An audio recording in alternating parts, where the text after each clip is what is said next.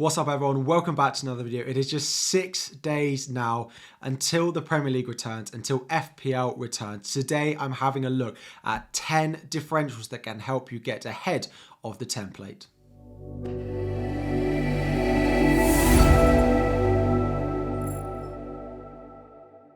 What is up everyone, welcome back to another video. Today, top 10 differentials for you to be looking and potentially picking in your FPL teams. Some of them slightly less owned than others, but generally they're under 20% owned, so will be good differentials for you to be considering in your FPL teams. This is part of the series I am doing, the 8 days of FPL Harry-Mas, FPL Harry Christmas, whatever you want to call it. The days running up to the Gameweek 17 deadline, we'll be having a new piece of content every single day for you. Unlikely to happen on Christmas like we have in this graphic, but pretty much around then we're going to have every video. We started off yesterday with my new draft. If you have not seen that already, make sure you go and check that out as well. And today, as I mentioned, it is top 10 differentials. We're going to look from goalkeepers to forwards. We're going to look at cheap options, mid-price options. We're going to look at premium options as well across a whole host of teams. Number one on the list is actually the most expensive player on the whole list, and this is Bruno Fernandes of Manchester United, coming in at 9.8 million, but just 2.3% owned going into game week 17 at the moment. Predicted to score a massive 28 points over the first 6 game weeks and is amongst the highest predicted points amongst all players, especially when you look within midfielders as well. Their fixtures from game week 17 to 19 particularly are why a lot of people are potentially looking to buy Bruno Fernandes. Nottingham Forest at home, Wolves away, Bournemouth at home, and then potentially you could look to move Bruno Fernandes on to a Manchester City midfielder when they potentially have a double game week in game week 20 and try and maximize the amount of points you can get out of Bruno Fernandes for the first 3 weeks. Points will start of only 3.7 with 3 goals and 2 assists so far this season. But of course, the big thing that might release the shackles of Manchester United off Bruno Fernandes as well is Cristiano Ronaldo no longer being part of that Manchester United squad. Looks like Martial's going to be back up front. It looks like Bruno's going to be given that free release to go and play how he wants and is likely to be back on penalties as well. For me, those first 3 games, he's only 2.3% selected. If you do want to go as a differential, he is a fantastic pick at less than 10 million. It might be time for Bruno Fernandes to return to the form we've seen in him before. Next up is the only goalkeeper in this whole list, and it is Ederson, one of the most expensive goalkeepers that we have at the moment, but still pretty low owned compared to a lot of those other Manchester City players that we could potentially be bringing into our FPL teams going into game week 17. Now, they do look like they have a double game week coming in game week 20 if neither of the Tottenham or the Manchester City Cup games go to a replay, which is why there's a little asterisk. They do start with Leeds and Everton, then they have Chelsea in game week 19, a double in game week 20, a double in game week 23 as well. He's predicted to score more points over the next 6 games than any other goalkeeper in FPL at the moment. I was going to change the stats to clean sheets, but he actually has an assist so far this season. Again, the amount of long balls he plays, those attacking returns are not likely. You can't be banking on them, of course, but there is a good chance that he does get maybe an assist between now and the end of the season. And he might be lucky enough that he's in your team when he does it. The clean sheets are there, and the big thing, of course, is when they come back from Christmas, there are so many games. It's very difficult to predict any of those Manchester City defenders that are going to play in every single game. However, Ederson in goal is pretty much nailed to be playing all of them. And when those double game weeks come along, you want to know that your Manchester City players are going to go and play them all. So yes, he's more expensive than maybe the other goalkeepers you want to look at. He is low owned as a result, but I do think he could be a top differential. Third on the list, we're going back to Manchester United. So another player that could do really well with Cristiano Ronaldo leaving Manchester United is Anthony Martial. 6.7 million only and 2.1% owned. Again, really low. Those next 3 fixtures, Nottingham Forest, Wolves and Bournemouth in the next 3 means he could do really well. His points and actually the amount of returns he's had is really interesting. He's only scored 3 points per start, but he's done really well off the bench with 2 goals and 2 assists. Predicted to score 22 points. And it is just a slight concern about his fitness. He's not often had to be relied on to play a lot of minutes in the past season or so, but I do think he is going to be fit. I do think he'll be fine for game week 17, and if he's leading the line for that Manchester United team, we know what he's capable of doing. It is likely that Bruno Fernandes gets penalties back, but Martial has been taking them in their sort of pre-return to the Premier League matches, while Bruno Fernandes has been at the World Cup as well. So Bruno Fernandes is on the bench, or they decide to rotate their penalty taker. Martial could be the next one there. A lot of you will be looking at the likes of Mitrovic up front, but I do think for the first 3 game weeks that Martial could be a great alternative. Pick number 4, a Chelsea man in Mason Mount. 7.5 million has had a big price drop down from 8 million at the start of the season. It's now just 6.5% owned as well. It is those opening fixtures that do make the Chelsea assets potentially very good differentials for us, given how low owned he is. He's probably one of the most nailed on Chelsea players. He started 13 games so far this season, more than any of the other midfielders or attackers that we would be considering owning in our teams.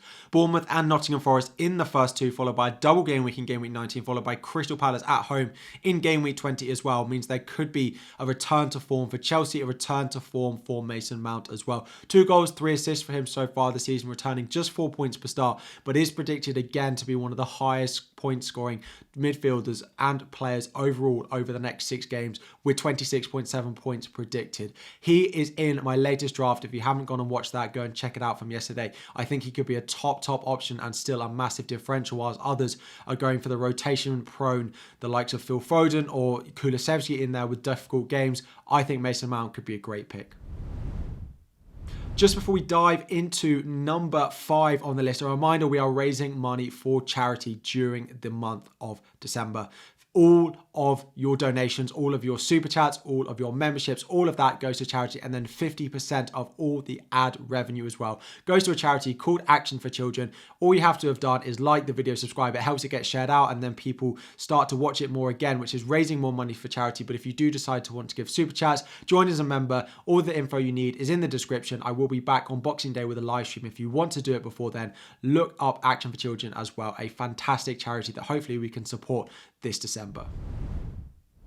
Pick number 5, and we have a differential coming from the team that is at the top of the Premier League table in Arsenal, and this is Odegaard.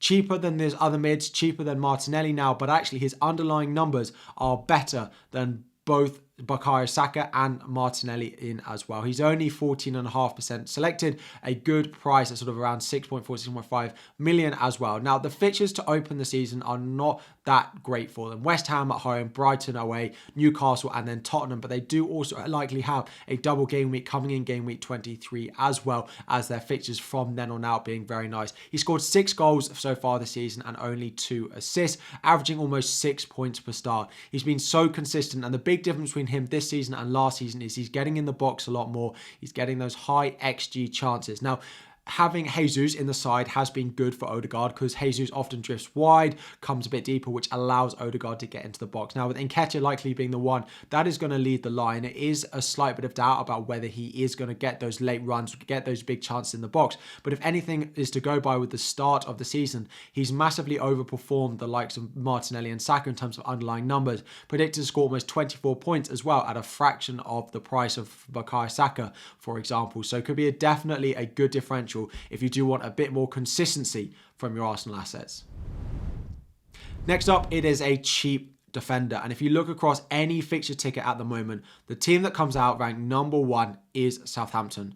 Perraud is likely to be their starting left wing back, or left back at least. Their new manager tends to play a back 3 with sort of wing back, although in their most recent friendly game they did play a back 4. Perraud will play left back or left wing back depending on the system that they are likely to play. Again, their fixtures to start the season, start the restart, are really nice. Brighton, Fulham, Nottingham Forest and Everton in their first 4. His attacking return so far this season has actually been pretty good as well. 4 points per start with some attacking returns in there for him as well. Now, Southampton, they do leave a lot to be desired. You could go and pick up the likes of Ben White, Diego Dalot, Fofana at Chelsea when he comes back at a very similar price, but he is having the potential to be quite an explosive option. He doesn't need to start for you every week, but with those fixtures, he can sit on your bench and start if you get an injury or anything like that at a very nice price of 4.4 million. Don't need to worry about playing him, but the explosive nature plus the unpredictability of what we could get from Southampton under a new manager. Next up, and this is probably the player that I think I'm going to get people shouting at me saying, Harry's not really a differential. But at 12.6% owned, I do think Reece James is still a differential at the moment. When you look on Twitter, he might not be a differential with a lot of people deciding to go with him. But generally in the game, Reece James is still a differential that we can go and buy. And he has fallen down, again, to that 12% ownership and only 5.8 million as well. Now, like we spoke out with Mason Mount, 3 really nice fixtures in there, plus the double in game week 19 as well, which does include Fulham. Now, Fulham do score goals, but you'd probably hope that there's a couple of clean sheets in this first sort of 5 matches for game weeks and maybe some attacking returns in there for Reece James as well. He got 1 goal and 1 assist in his opening sort of 6 games with 4.2 points per start, and then of course did pick up an injury. He is back in training. Just pay a little bit of attention to the press conferences, what we hear from Graham Potter about whether he's going to be available. But if he is going to be fine to start in game week 17, the look of those fixtures, he's predicted to score 28 points, which is up there with the most for any defender. The price dropped down to 5.8 million, means he's in my latest draft. If you haven't seen that, again, go and check that out. A few of these differentials are in there as I tried to make a bit of ground early on after the restart. Reece James, for me, needs to be in your defence. Pick number 7, we have another defender, and it is Andrew Robertson. Now, I don't think it's worth going and paying the money for Trent, but a cheap option in Andrew Robertson, I think, is likely to be a good option.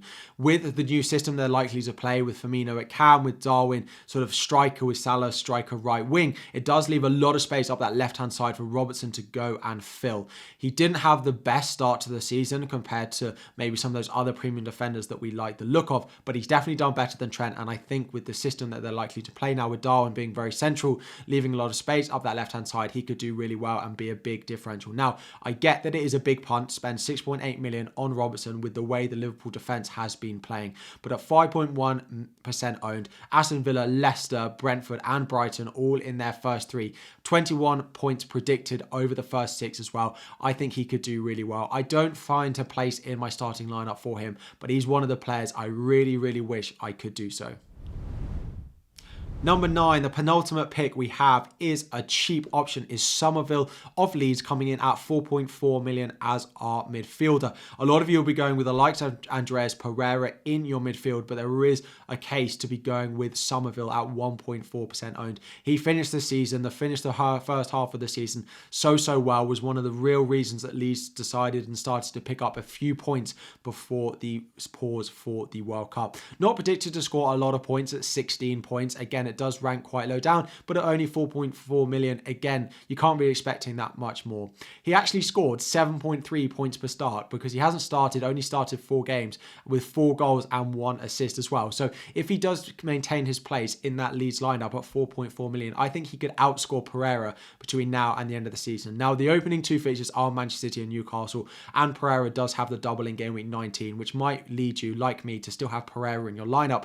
But if you don't need Pereira in 19, I do think Summerville could be a fantastic option, given that we think he's going to keep his place in that Leeds lineup. Now, he has picked up a slight knock. He is a slight doubt for game week 17. But again, you don't need him for 17 and 18. You could just wait and start him in your team once game week 19 rolls around.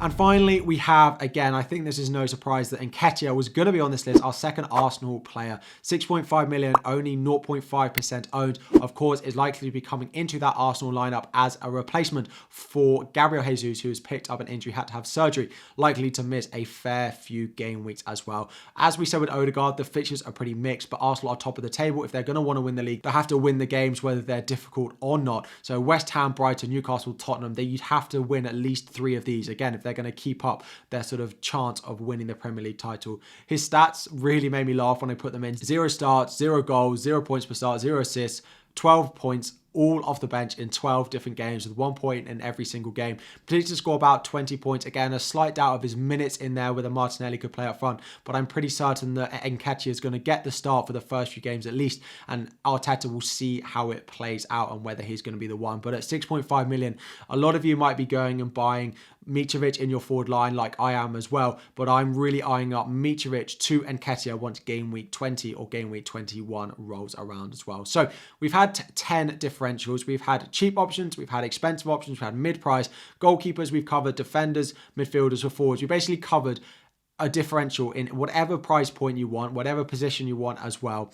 Hopefully there's some picks in there. Let me know if any of them are going into your draft, any other big differentials that you are considering that I did not include in the video. Drop all in the comment section down below. We're going to try and hit 1,000 likes on the video. We are so close as well to 40,000 subscribers. What I didn't realize is 65% of people watching these videos are not subscribed. If just half of you on one of these videos hit that subscribe button, we would smash our target, not only for the week, not only for the month, but probably for the rest of the season as well.